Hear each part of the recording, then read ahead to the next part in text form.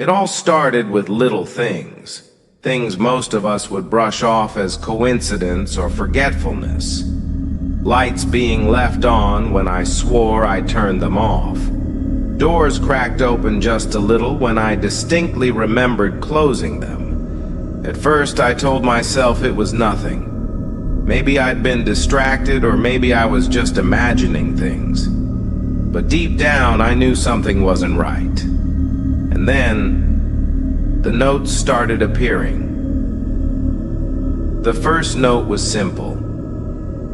I see you cooking dinner. I laughed it off, thinking maybe it was a prank. I live in a small neighborhood where people love to joke around, but when I asked my neighbors, no one claimed responsibility. The second note came the next night. Nice shirt today. That's when it hit me. Whoever was leaving these notes wasn't just joking. They were watching me.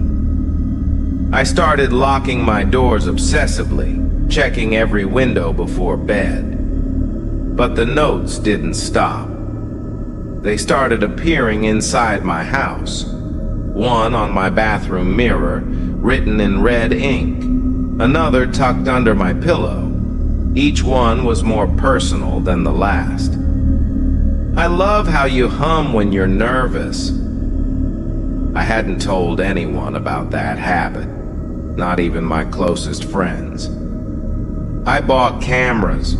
I even installed a security system. For weeks I stayed up late watching the live feed on my phone, but there was never any movement, no sign of anyone entering or leaving. And yet, the notes kept coming. One night, as I sat in my living room, I heard it, a faint creak coming from the kitchen. My heart raced as I grabbed a flashlight and crept toward the noise. The kitchen was empty, but on the counter was another note. I like how brave you are. I nearly screamed. Someone had been inside my house while I was awake. I called the police, but they found nothing. No fingerprints, no signs of forced entry. They chalked it up to a prank, but I knew better. One night, I decided I couldn't take it anymore. I stayed awake all night, hiding in my bedroom with the door locked and a knife in my hand. At around 3 a.m., I heard it again, the creak of a floorboard. This time I didn't hesitate. I burst out of my room, flashlight and knife in hand, ready to confront whoever it was. The house was silent, eerily still. I checked every room, every corner, nothing. But when I returned to my bedroom, I froze. There, on my pillow, was the final note. Nice try. My blood ran cold as I scanned the room. The closet door was slightly ajar. My hands shook as I reached for the handle, heart pounding in my chest. I yanked it open, and it was empty. But on the inside of the door, scratched into the wood, were the words, "I'll always be watching."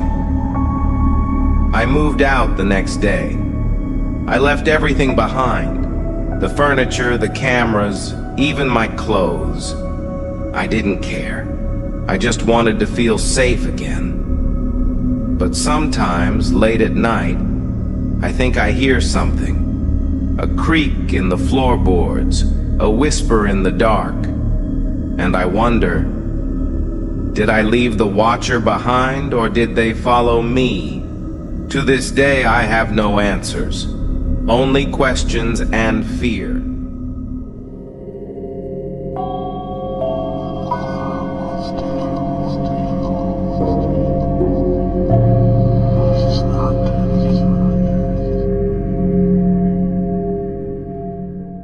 Some fears come from what we know, others come from what we think we see. And then there's the kind of fear that doesn't give you a chance to think at all. because it's already staring at you. This story comes from a Reddit user who shared an experience so disturbing it left them questioning their own sanity. They called it the figure in the corner. It began, like many horror stories do, on an ordinary night. The storyteller was a college student, exhausted after pulling an all-nighter at the library. It was 3 a.m. when they finally stumbled into their dorm room. The small space was dimly lit by the glow of a street lamp outside the window. They threw their backpack on the floor, changed into pajamas, and crawled into bed. That's when they noticed it, the silhouette of a person standing in the corner of the room. At first, they thought it was a trick of the light, maybe the shadow of a coat hanging on the chair. They squinted, trying to make sense of it. But the longer they stared, the more convinced they became. This wasn't just a shadow. It was a figure, a person, standing perfectly still. They froze, their breath catching in their throat. They wanted to scream, but something about the figure felt wrong. It didn't move, didn't react. It was just there.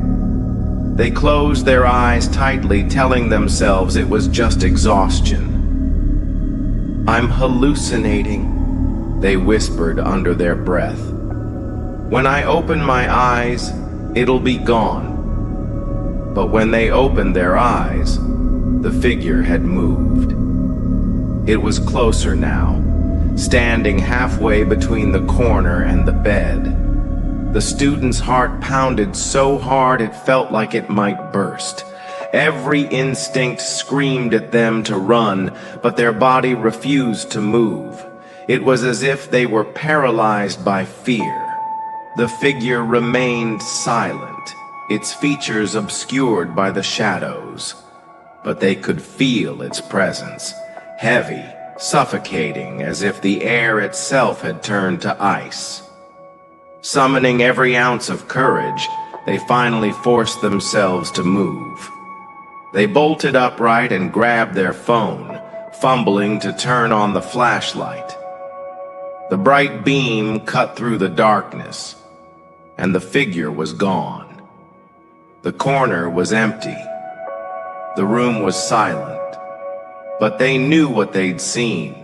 They weren't imagining it. Shaking, they stumbled to the door and threw it open, running down the hall to a friend's room. Gasping for breath, they told their friend everything. The friend, skeptical but concerned, agreed to check the room with them. When they returned, the dorm looked exactly as it had before, except for one thing. In the middle of the room, right where the figure had stood, was a single, muddy footprint. It didn't make sense. The window was locked. The door had been closed. And yet, there it was, a footprint, clear as day, on the spotless carpet. The student never saw the figure again, but they couldn't stay in that room. Every time they closed their eyes, they pictured it, standing silently in the corner, watching, waiting. They switched dorms a week later, but the memory followed them. And to this day, they can't sleep unless every corner of the room is lit, every shadow banished. Was it a ghost, a hallucination, or something else entirely? They don't have the answer, and maybe it's better that way.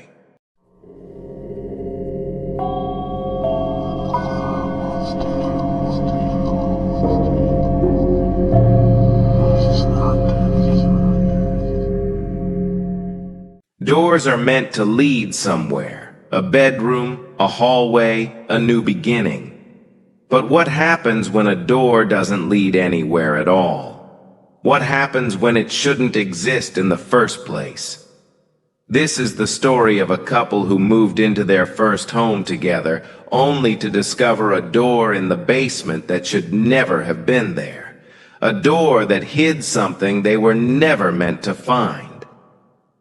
The couple, let's call them Sarah and Mark, were thrilled to finally own a home. It was a fixer-upper, sure, but it had charm.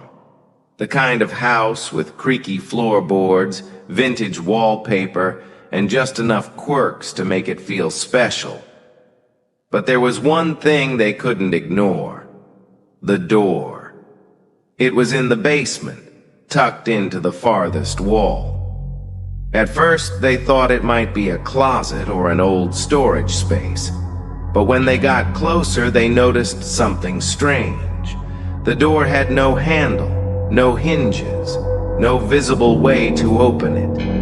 It was just there, embedded into the wall like it had been painted over 100 times.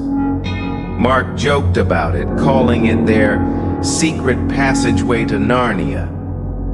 But Sarah couldn't shake the feeling that something about it was off. And then the sounds started. Late at night, Sarah would hear faint scratching noises coming from the basement. At first, she thought it was rats, but no traps ever caught anything. And the noises weren't random. They were rhythmic, deliberate, like something or someone was trying to get out. Mark brushed it off as the house settling, but Sarah wasn't convinced. One night, she stood at the top of the basement stairs listening. The scratching had stopped, replaced by something even more chilling. Whispers. She couldn't make out the words, but the tone was unmistakable. Soft, insistent, and inviting. When she told Mark, he laughed it off. "If the house wants to talk, let it. We're not going anywhere." But deep down, even he felt the unease creeping in. One stormy night, the power went out. The house was pitch black, save for the occasional flash of lightning. Mark grabbed a flashlight and headed to the basement to check the circuit breaker. As he descended the stairs, Sarah stayed behind, gripping her phone tightly. She could hear his footsteps echoing below, followed by a sharp intake of breath. "Sarah, you need to come down here," he called out. When she joined him, Mark was standing in front of the door. Except now it looked different. The paint had peeled away, revealing a dark, gaping crack along the edges. And from that crack, there was movement, like shadows shifting inside. Mark grabbed a hammer, determined to open it. But the moment he struck the door, the noises stopped. Basement fell silent. Then, slowly, the door creaked open on its own. Behind it wasn't a room or a closet. It wasn't even a wall. It was nothing. Just an endless void of darkness that seemed to swallow the light from their flashlight. The air grew cold, and a low, guttural whisper echoed from within. "Leave." They didn't wait to see what would happen next. Mark slammed the door shut, and they bolted upstairs. But as they reached the top of the stairs, they heard it. 3 slow, deliberate knocks on the door from the other side. The couple moved out the next morning. They left everything behind. Furniture, appliances, even Mark's favorite tools. They didn't care. They tried to warn the real estate agent about the door, but he just laughed and said, "There's no door in the basement." Confused, they returned one last time with him. But when they opened the basement door, the far wall was bare. The door, the one that had terrified them, was gone, as if it had never existed. To this day, Sarah and Mark can't explain what they saw, what they heard. But sometimes, late at night, Sarah dreams of that door. She dreams of it opening. And every time she wakes up with the same feeling. It's not gone, it's just waiting for someone else to find it.